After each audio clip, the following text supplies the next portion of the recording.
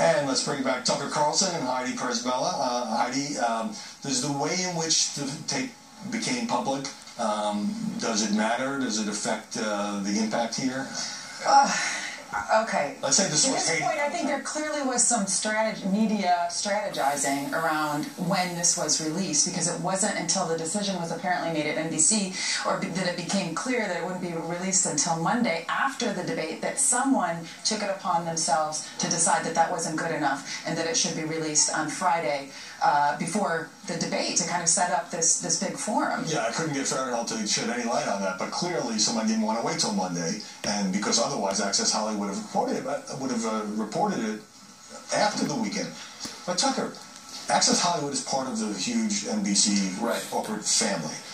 So this has been sitting in the archives for more than a year, and yet NBC never thought to go after it to find out, whether there were any outtakes that might be interesting. What does that say about it? It's been there 11 years, of course, and apparently they got it last year, right? Since he's been running. Yeah. Right. I mean, look, someone shafted Billy Bush from within inside the company he works for, which is the other question. So I would like to do the network morning show anchor challenge, where we attach microphones to all of them when they don't know they're being recorded, and kind of see what we find. Do you know what I mean? It's like, let's not get too self-righteous here.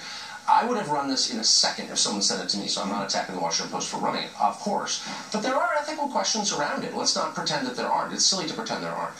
He's wearing a mic, yeah, but he didn't think he was being recorded. Right. I have a mic on my iPhone. If we're sitting talking and I'm recording you and you don't know, is it, oh, you knew I had an iPhone? I mean, I'm around mics all the time, and there are moments when you think you're in a private sphere, and maybe you misjudged it, but someone has told you you're not on camera. And so we're talking normally. Then you're on camera, you talk differently. That's legitimate. We all have different selves. The one that we project publicly, and the one we reserve for people we're speaking privately with. I mean, come on. And yet, Heidi, in half an hour that we have, we live now in an age of hacked emails, and just all these private correspondence, comments seem to come out. It seems to be part of the terrain of running for president. Absolutely. Both candidates.